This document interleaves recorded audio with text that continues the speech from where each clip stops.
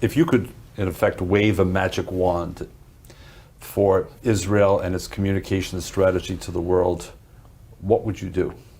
Well, first of all, I would convince the leaders in Israel that the communications war is one of the wars that we're fighting. This war, as much as any other war, involves three fronts. The first is military, geographical. The second is diplomatic. And the third is public diplomacy, let's call it. Hearts and minds, the consciousness of people.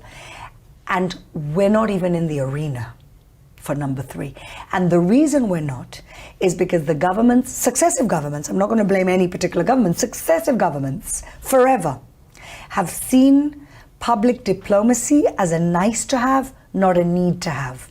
And today what we've seen is, and I think this war has brought it home to the Israelis, I've seen them engage in public diplomacy more than ever I've seen them woken up, because they've realized that when you're losing the public diplomacy war, it's affecting your military war. Totally. We haven't been into Rafah, where the terrorists are, where they're hiding the hostages, where everything that is left of Hamas is there.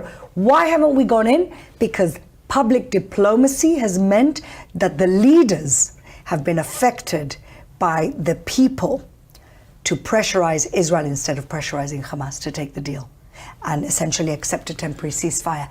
And that is because we have not seen public diplomacy as a real war. And the arrogance of that is that you have public diplomacy in Israel split into 7 different government offices, government ministries, different people who don't know anything about the subject, people who are not professionals in the subject, and people who don't hire the right people. And that's our problem.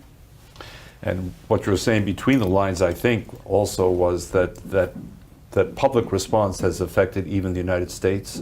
Yes. And the approach of the White House Absolutely. vis-a-vis Rafah, vis-a-vis restraint on Iran. But that's for another day. Well, it doesn't help that you guys are in an election year. It might have been very different had you not been. But here we are. But my last question, you're speaking to hundreds of thousands of Jewish and pro-Israel homes on this show. Don't just tell them what they should know informationally. Give them a charge.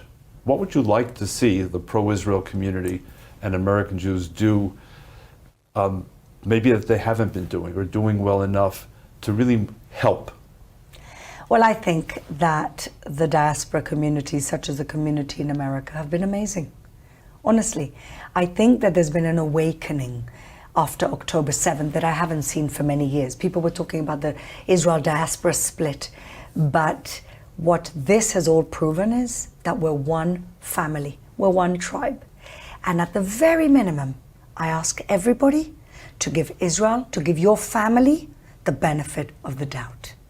And at best, go out and fight in every arena possible, whether it's your Instagram, whether it's your congressman or woman, whether it's your workmates. Try and spread the truth of who the Jewish people are, what we've built in the most impossible circumstances, and how we are peace-loving people.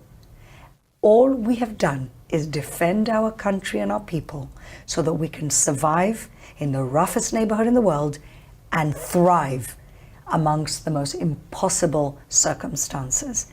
I want them to be proud and strong and really to take the heritage with them of thousands of years and move forward and look forward and be very positive about our destiny.